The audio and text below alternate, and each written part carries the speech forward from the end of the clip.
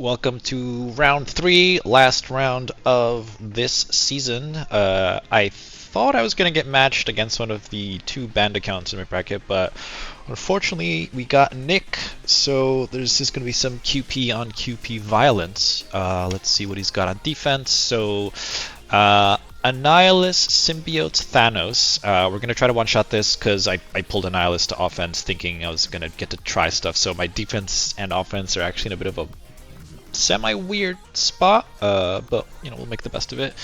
Starjammers with no Lalandra in 2, New Mutants with Blue Marvel in 3. This one is interesting because I think Blue Marvel just ends up being free here because you just daemon this most of the time anyway.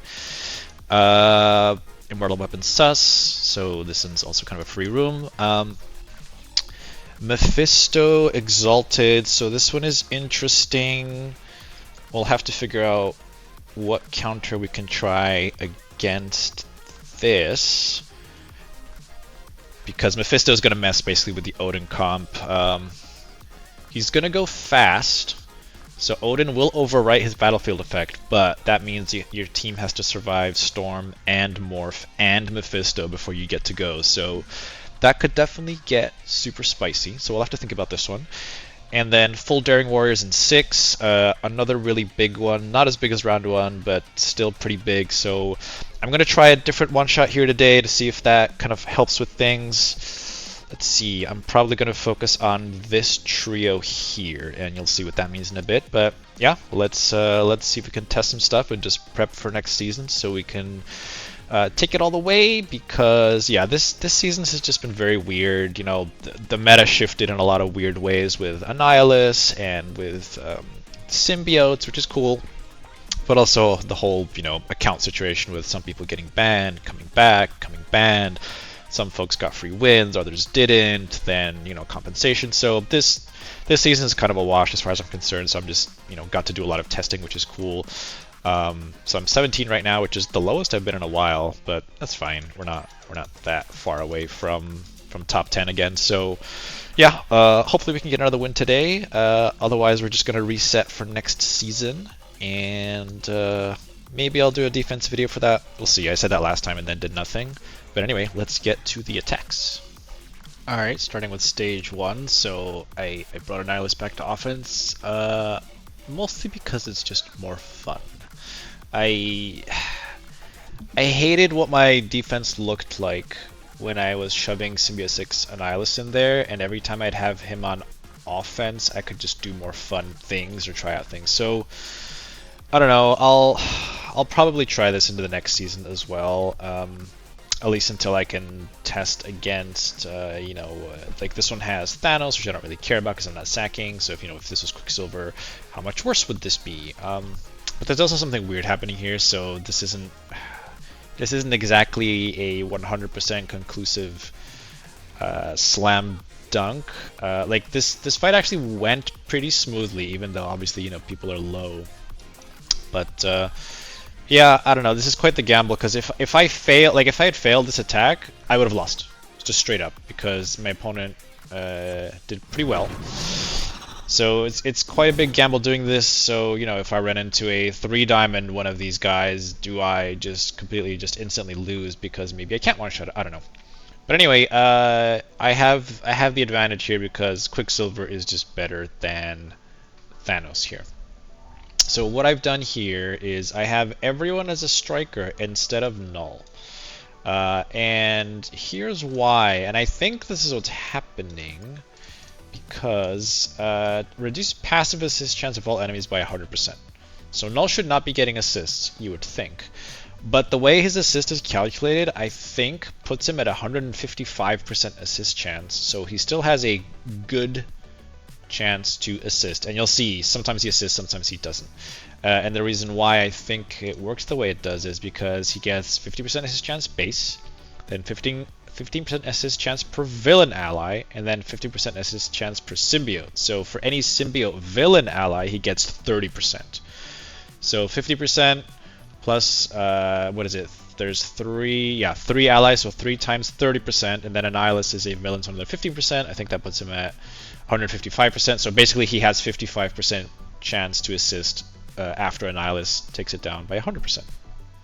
And also, since Venom is on the other side, Raiders are just gonna do less damage. You know, there's something to be said for the vulnerables that you get, but everyone's Striker is just more damage.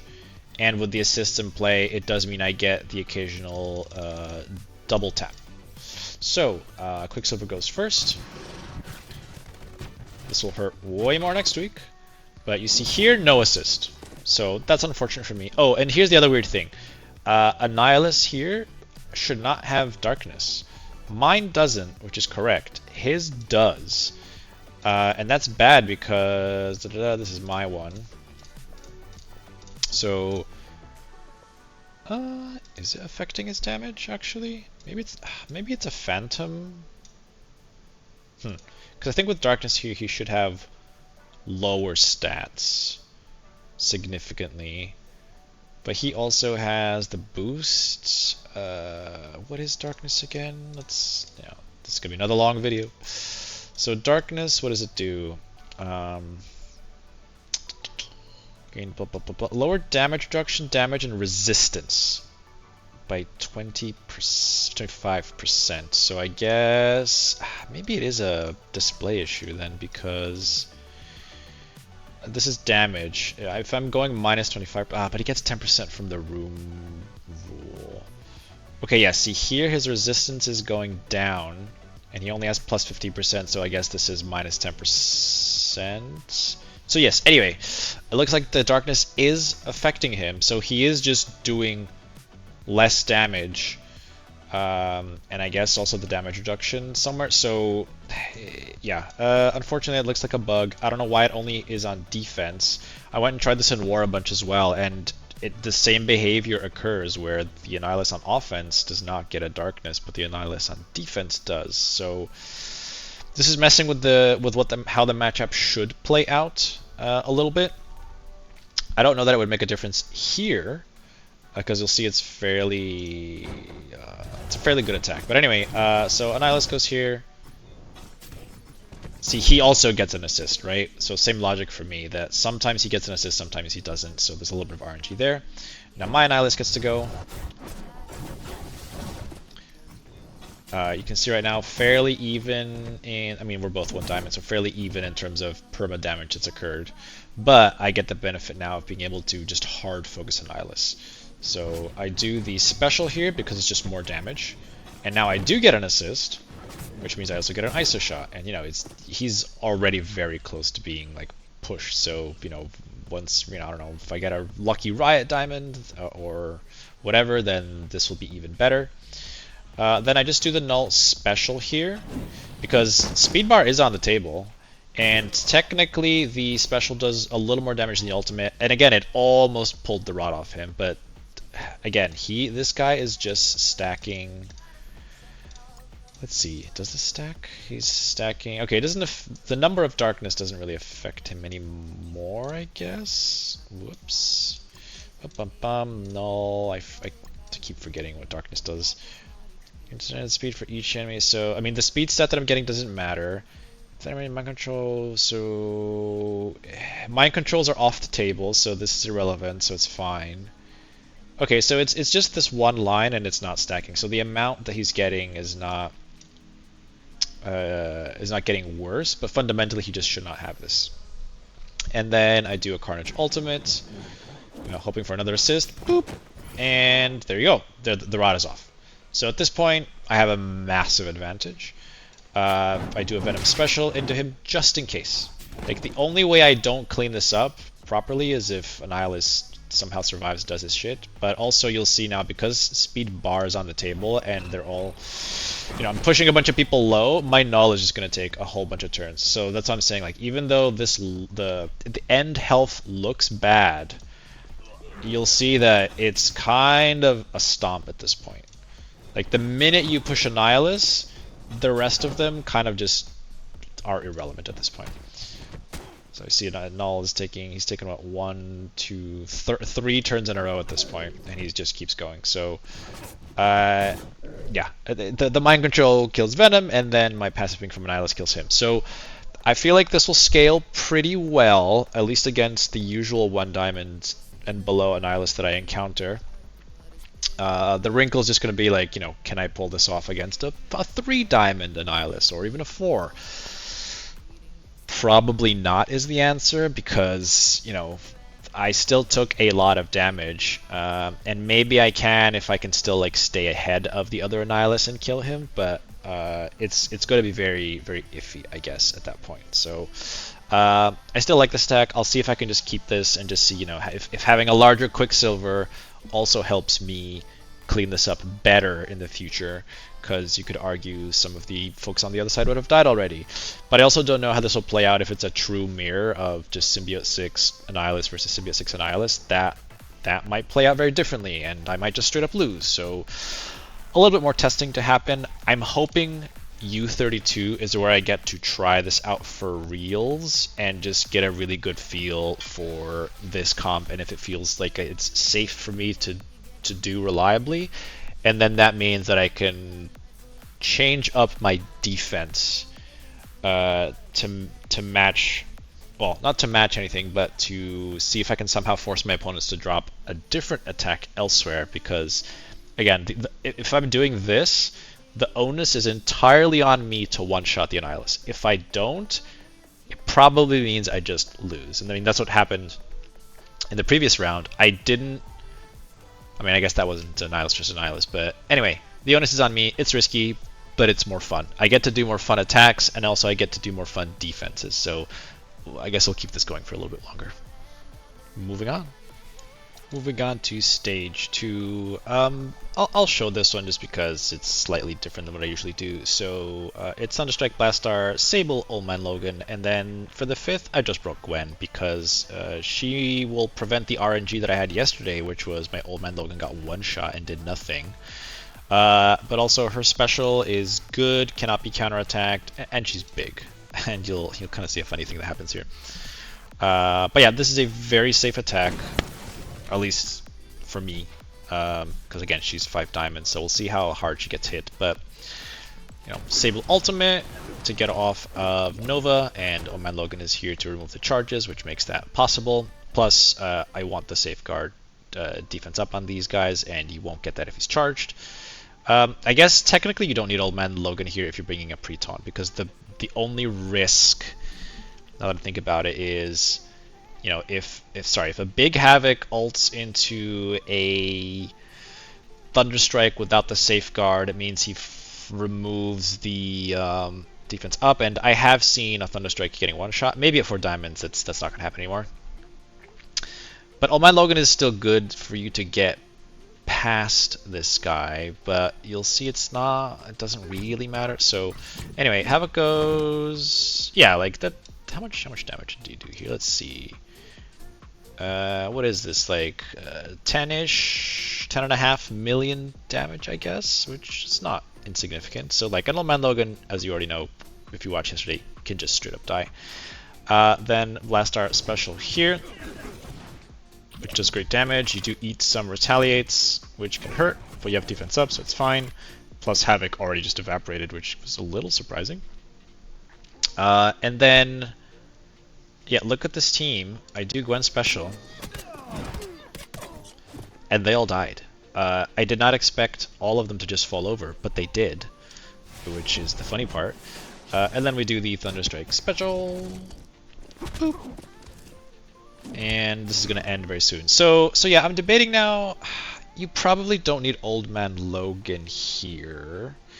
That does mean you'll be stuck on Sam a little bit longer, most likely. Unless, Sable can still flip it. The odds are lower though. But then maybe you just don't bring Sable and you just bring a bunch of AoE that'll just splash damage all over the place. Because I think Thunderstrike and Blastar on their own kind of take care of Sam plus whoever's going to be next to him. So maybe you don't need Old Man Logan, and you'll see why this might be important in a little bit, because I actually almost threw this match on the easiest team. So let's move on. Moving on to stage 3. So this one was kind of interesting. It's New Mutants and Blue Marvel, and I almost screwed this up as well. So I actually got very close to losing this round for a number of reasons. Um, yeah, Blue Marvel is kind of free in here, because Damon versus this comp is very common.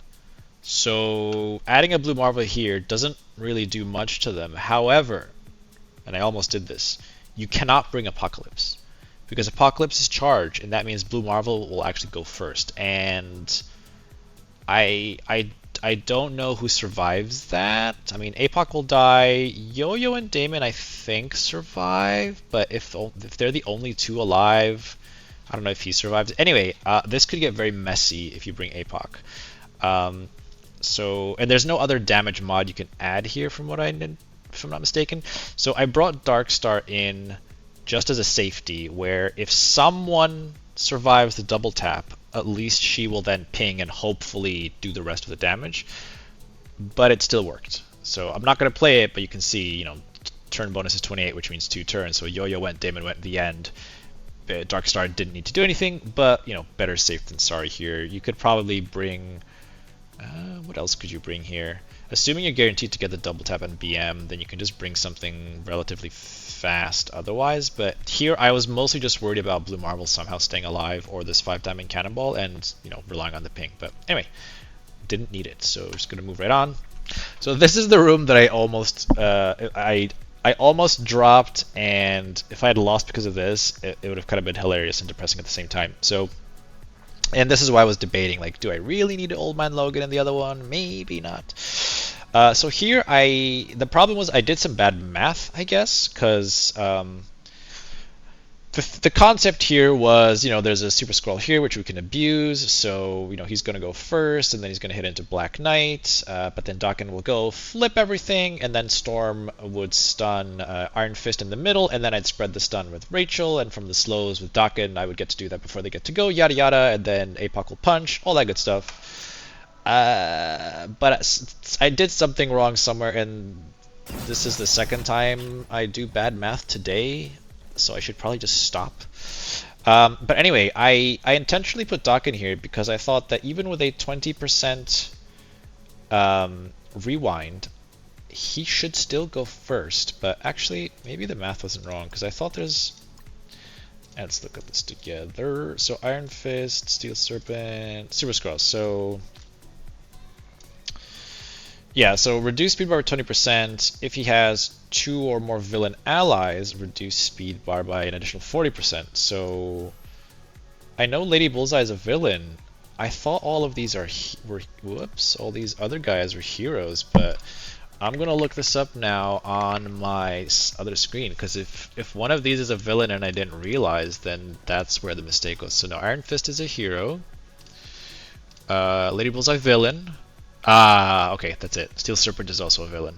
So that's where I screwed this up. I didn't realize he was a villain, so this guy got rewinded to oblivion.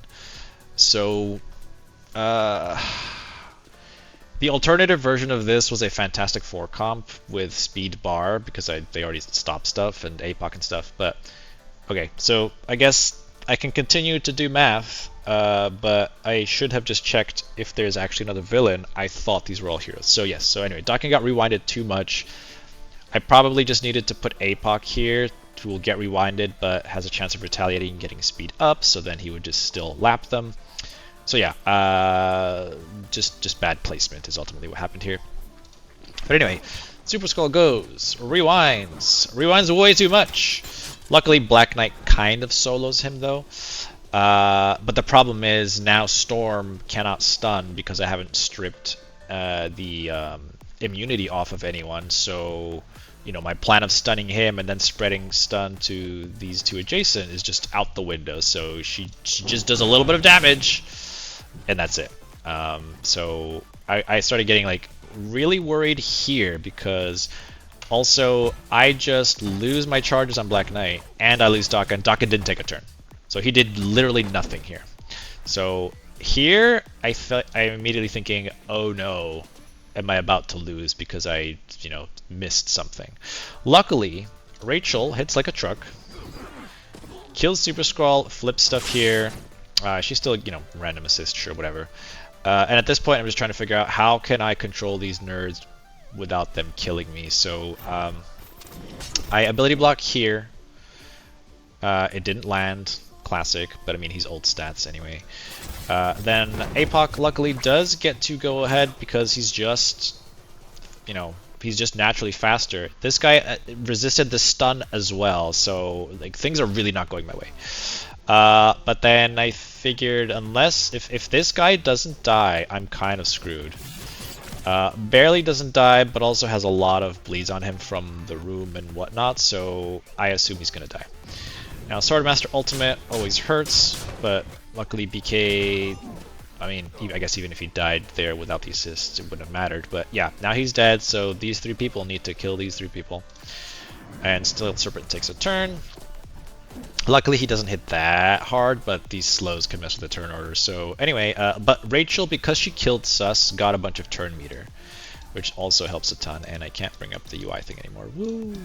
But anyway, when she gets a kill with her ultimate, I think she gets 70% speed bar, so that helped her take another quick turn.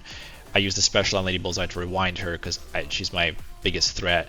And then Storm does get to do something, which is her ultimate with a bunch of charges, and, you know, luckily I still win. But yeah, I almost threw this match on the easiest room, because I always use Black Knight, Old Man Logan, Dakin against these, and it's free. But because I used Old Man Logan in the other room by default, it put me in a really weird spot here. I had plenty of other options I think that I could have used. I just missed one tag, and that threw the whole counter out the window. So instead of being a fun little cheeky counter, it almost spelled my demise. So anyway, yeah, I guess don't do this, because this could have definitely gone even worse. Luckily it didn't. Moving on. Over to stage 5. This is the other room that I spent quite a lot of time trying to figure out what to do with it. Because Mephisto's a big wrinkle here, and I've been wondering for a while why more people aren't doing this. I mean, obviously using Mephisto on defense, I think in this meta right now is a little risky, because I find that I kind of need him on offense a lot. So I've been very hesitant to do this. So, but yes, you can still do an Odin composition. It does end up being more expensive though, so it kind of depends, you know, how you're being taxed elsewhere. Also, there was a little bit of positioning in my favor here. I don't know that it would have ultimately mattered, but let's see how this goes. Because the whole idea here, as usual, is, you know, you need your team to survive up until Storm's turn, so that Exposed ends up nowhere. But you also need your team to survive, because if you don't stop Mephisto, you know, he's going to do his empowered ultimate, exhaust everyone, debuff everyone, and then he's going to take another turn, slap someone, and you don't know who he's going to hit. Then Morph goes, and then Storm goes. It's a lot of damage, basically, so especially with a BFE out and all the debuffs, that's going to hurt. Quasar here, he would help a little bit with just avoiding the debuffs from Mephisto empowered ultimate, but I don't think he would do much beyond that, because you're going to lose the immunity once Storm gets to do her thing. So I figured, let's just stop Mephisto, guarantee that everyone survives, and then make a choice depending on if Mephisto is alive or not. Because since I'm stopping him, if I apply the battlefield effect and then he goes and he's alive, he's just going to overwrite it, so I'm in trouble. So if I think he's going to survive, then I special and hope that I can loop back around and survive to just then use my BFE and overwrite everything. But that also means Mephisto will have given the opponent a lot of buffs, and since I have Sentry here, if my team starts dying after he goes, speed bar is on the table, so this could get weird real fast. So anyway, let's see how this plays out. Oh, and also I made my Breaker a Skirmisher. I wanted Sentry to be the Skirmisher here, but Sentry's base focus is really low, so even as a Skirmisher, a Raider Breaker has more focus. And when you make him a skirmisher, he's got like insane focus as well. So I made him a skirmisher basically so that Odin doesn't take the hit, because I just don't want him to die. That's the whole thing. But anyway, yeah, Breaker can take a hit and heal up. So Morph goes. He hits with offense down. That's actually pretty crazy. Like, he gets the offense down from the Landra. Without an offense down, I don't know that this guy gets one shot, but he would also heal it back up. So he's the safest one to eat that attack. But also, I was a little paranoid thinking, oh shit, if something hits me as hard, is he going to die before he gets to do his heal? But anyway, the offense down from the Landra is helping a ton. He's pretty safe. Him getting stunned is great. Actually, I guess no matter who gets stunned here, it's irrelevant, because Breaker will shake it off, and as long as he shakes it off, he's going to cleanse everyone. So him being 129 here is means that no matter what debuffs my team has, he's just going to clear them. Now, the positioning thing that helped me here is now Mephisto's next to Angel, and he's the only one that has no sustain. So I think, you know, if you're going to run this, you don't want Mephisto next to Angel, and that would probably force me to do the Odin special. But you'll see assists are on the table, so there's still a lot of damage I can do to this guy. Well, I say a lot, because 2 more turns are being taken before Mephisto, so maybe you can kill him. Anyway, this is a skirmisher breaker hit. I also get lucky that the unstable anomaly went onto Mephisto. That's the best target. So I definitely got lucky here with RNG. But yeah, now I get to do a basic here because I feel like I could kill him. If without the unstable, I don't know that I would have risked this. But also because he's ability blocked, he's not going to do the empowered ultimate, which means I'm not going to get exhaust, which is also good for me. So, you know, TLDR, placement really matters on offense and defense. For me, not so much because everyone has taunt, but anyway. So we do this, good damage, an assist, and then he evaporates because of the unstable anomaly. So at this point, I just win, straight up. But also that's what I'm saying, like I think if Mephisto was somewhere else, I would have swiped onto, let me think about this, I would have been able to swipe onto Mephisto, which would give Sentry an assist. So I think if I do this again and Mephisto somewhere else, you want Odin, Striker, and Sentry as a skirmisher so that you can do a double Odin hit on Mephisto, which will hurt a lot. And then when Sentry goes, he'll be a skirmisher, sure, but then you'll get an assist from a Striker Odin. That might kill him? Question mark? I don't know. Who knows? There's also the other thing to consider here is the RNG between Odin and Sentry. If Odin applies Battlefield Effect first, and then Sentry goes, you don't special. Because Sentry will remove Battlefield Effect on both sides, and that would kill this. So I didn't want to special here anyway because I didn't want Angel to heal them, but also don't remove your Battlefield Effect because you did all this work to get it up and running. Don't undo it, and it's really easy to forget during combat. But anyway, at this point, I'm just ignoring Angel, and I'm just, you know, getting an assist train on everyone. Elandra. I did do the ultimate here because I knew it would kill Jubilee, and I figured that's better than a heal from Angel, but the assist on Storm also killed her, so that was the right choice. I could have used the special on Elandra, but that wouldn't have changed back and forth. So anyway, that was a lot of talking for a 9-turn fight, but this was the room I spent the most time thinking about. And does it work? Yes, but it is very expensive because, again, I usually like to think in terms of tools, and I used Odin here, which is one tool. Sentry's a second tool, and Breaker's kind of the third one. Maybe not as important as Sentry or Odin, but this is a very expensive counter. But Exalted Mephisto is also a fairly expensive defense, so yeah, if I have the tools available here, I can do it, but I wasn't taxed that heavily that I couldn't afford it either. So there we go. Moving on. And finally, stage 6. So another pretty big Daring Warriors. Not as big as the one in round 1, but still pretty big nonetheless. Lots of diamonds, basically. So I've been thinking through how to kind of remove some of the RNG with, what happens when if Jeff goes before Quasar, great. But if Quasar goes first, he's hitting into barrier and he does nothing. And I hate relying on coin flips for things to go well. And especially with these like really big daring warriors, you need all the damage you can get. The alternative here would have been to use a Thunderstrike Blastar comp, but I could have used Fantastic Four Captain Britain against the Starjammers. Like, I actually did not use Fantastic Four this round, which is kind of crazy. But yeah, I could have done a Fantastic Four Captain Britain comp against not Shadow King, against Starjammers. I am a little paranoid about that. I guess I'd have to go see what they can and can't counterattack. It would probably be fine, because then here you would do a Thunderstrike, Blastar, Quasar, Jeff, something comp.